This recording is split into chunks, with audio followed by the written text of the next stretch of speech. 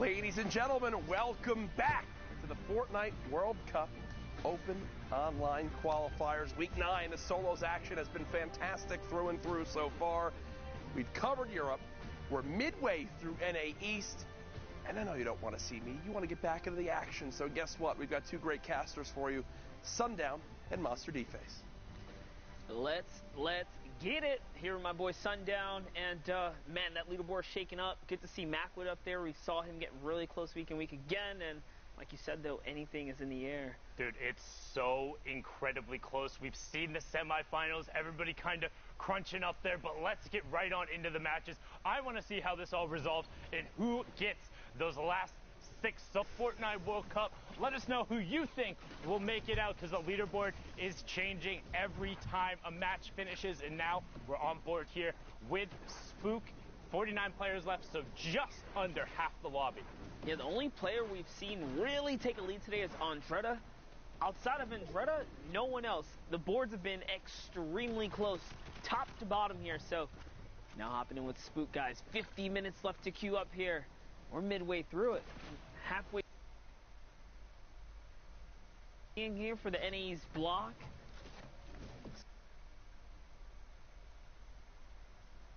Has come down to some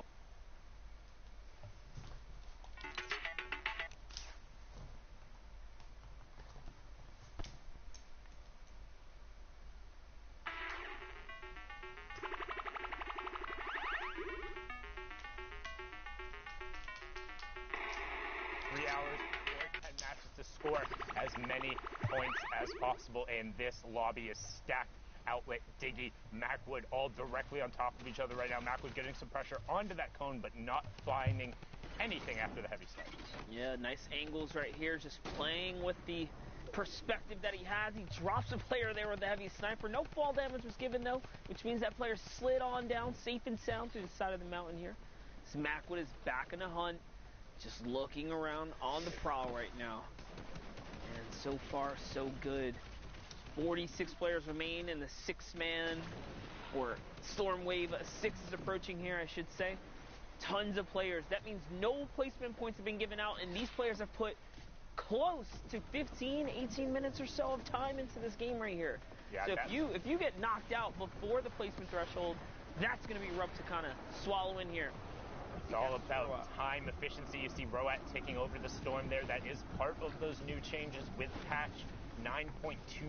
If somebody has been tagged in the past 60 seconds and they either self-eliminate, fall to the Storm, or fall to fall damage, you will get the Elim credit. Now you can see Macwood trying to get onto the edge of the zone, as we do have to rotate across the lagoon, so it could get awkward. You have Wrigley, who's in the second spot, the player who has been very much so coming up through these open matches recently. You see Percently also picking up an Elim there. Storm threshold on your right-hand side. Macwood is 402 above it. What the Storm Surge does, since it's a little bit of a different mechanic, if players are being too passive, as Macwood not passive at all, going for the no-scope Blainer of the Year, misses it there.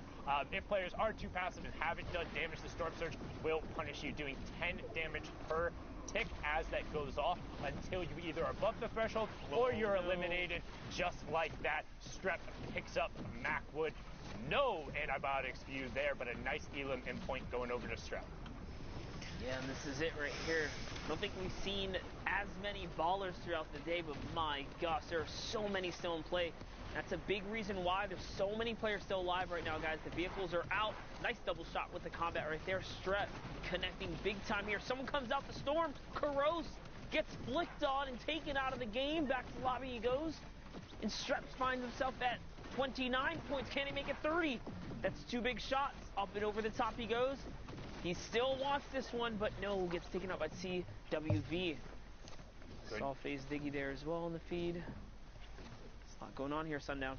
Good job there from CWV, but Outlet is running that high ground down now, but took a ton of damage. There's actually a player directly above him who just lasered him. That was 150 to 0 in the blink of an eye. Now you have Neferux of Luminosity Gaming. We're inside the top 25%. Still up. Demo still up. Neferux still up as well. Outlet just got beat. Neferux is going to edit out pop the shadow and get over to the far side. Will need to about face as he does get blocked into the player's build, opting to go around it and build just over. Nice little ramp for the separation. Fox picks up Big Jesus, so he's going to go down. You see defensive traps put in place by the player next to Neferux. Tech gets K's, and we're getting closer and closer to top 15. Fox is now out. Double edit, and he got it. Demo's in. Oh, it gets both of them. Shaz and Demo go right down. The combat, the fire rate. And it gets him into the top 15, and it gives him a shadow bump. That is a massive 4-point swing and could potentially end up being more for Neferux. He had 0 materials as well. This really puts them back in the game here, guys. It was all looking so grim as Neferux is now looking to find tendons. Will he be able to connect here? He's got the traps out. He finds someone down in the water. He could still commit here, and he does. Tendons goes down. He doesn't have any shield, though. Good job sticking with that. Saw that Tendons was over the side. Got his Elim kind of poached away from him there, but manages to stay with it. Saw where the tracer fire was and identified the player. Now on 31 points.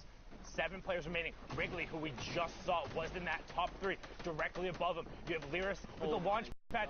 Will he find another sick double from Neferux? Teddy making a triple. He's looking. He needs to get back in the storm zone. He does. Shots coming out. Shots from the player above. Double edit. Loses it. Wrigley picks it up, but can Wrigley find the zone? He did get the siphon. He needs to circle back around, and he found it, but there's tons of natural building here. Spook, that everything is for him. Has 6 builds.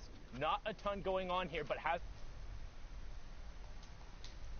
Wrigley caught every one of those pellets with his face, but a good individual effort pushes Spook up to 34 points. 70 limbs, victory royale. Solid game for Spook right there, picking up a 17-point game. That's how fast you can go from the teens right up into the 30-point bracket, putting you in contention for top 5, making your way to New York City Finals. But man, Neferux, he had a crazy play there with the double edit down. I thought it was all over for a second there, but off to the next one here, guys. Always. Weston Park. A little action right here, Sundown. Always on to the next one there. 45 minutes left in the queue. And remember, last time we checked out on the leaderboard, 38th was second place. Clicks was in first, but had already previously qualified. 10th was 33rd. Donnie JJ was up on that list. He's currently sitting there in 37th. Has the rare heavy AR as well as the rare tac single shadow bomb and 3 minis with 199 effective HP. So not in a bad spot, particularly as he picks up Z-Laner there, going to try and push in and get whatever loot from that he can. Yeah, it was a nice little pick right there, but little hiccup right there as we kind of catch up here. He is going for the loot. It's going to be risky. He steps right next to Parallel Tree's box. Cannot step into those walls. That was clearly a mistake there. And got him with the flint. And one thing you notice there, as Trey poked out, it kind of messed him up because the flint pushed him into the corner of the box. He missed his first shot because of that. Might have been able to win the trade, but wasn't enough. Get kind of caught playing Loot Goblin there, but now Clicks pushing into the box. There's so many edits going on there, making sure he owned the ramp, flipped it back, pushed himself forward, and picks up the Elim. Brilliantly done there from the Misfits player. There's a reason he's double qualified, the first player out of NA to do so, and he's going to continue his run here as he kind of takes a second, boxes up, and hops off on shields. Yeah, Clicks has definitely made a name for himself here in the competitive Fortnite scene. Just interesting to see what he'll be able to do now in New York City. He's kind of shown up, really taking the scene by storm, honestly. I'm so excited for LAN. Like, I'm so absurdly excited. Not just because we get to see all of these players all in the same custom lobby for the entirety of the game, see what the contestants go out, but just, does somebody play different? Is somebody a little more hesitant? Is somebody more aggressive? I think they do.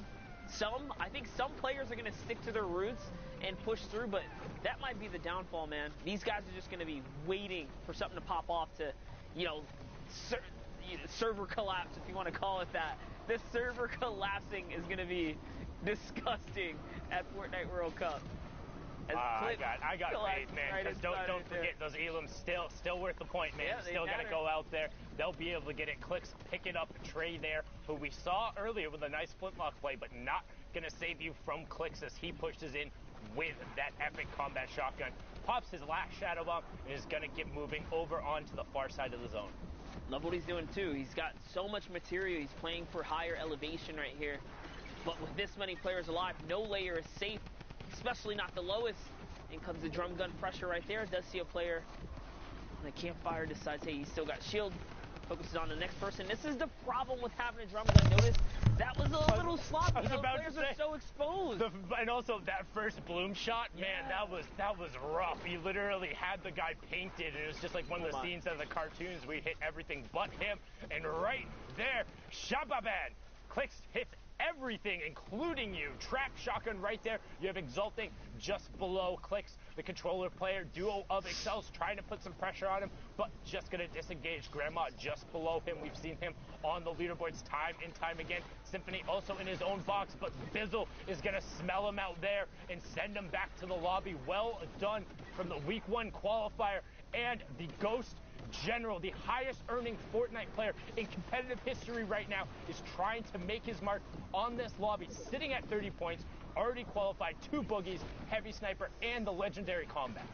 Yep, and this is exactly where he likes to be, that end game. A little more placement threshold being broken into right there. Nice little edit, catches a clean elim on Nicole, who has the storm pressure. You notice that did crumble just a bit there. And he's into the top 15 as well. Right, the player right on the side is looking for it. Slem was actually the one to pick that up. So Bizzle going to continue going forward. And this is where he loves to fight.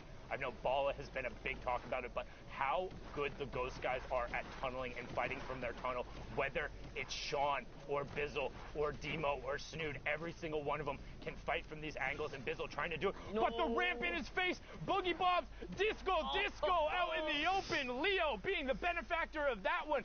Kydra, honestly, just, I don't know if it was luck, benefactor, right time, right place, but Bizzle gets set back. Grandma, however, picks up Leo right after, so we're on board with Shaded Talent on the ultimate low ground as Grandma picks up another one. Yep, Grandma is in this game. You see him popping off in the feed. Shaded trying to get up higher.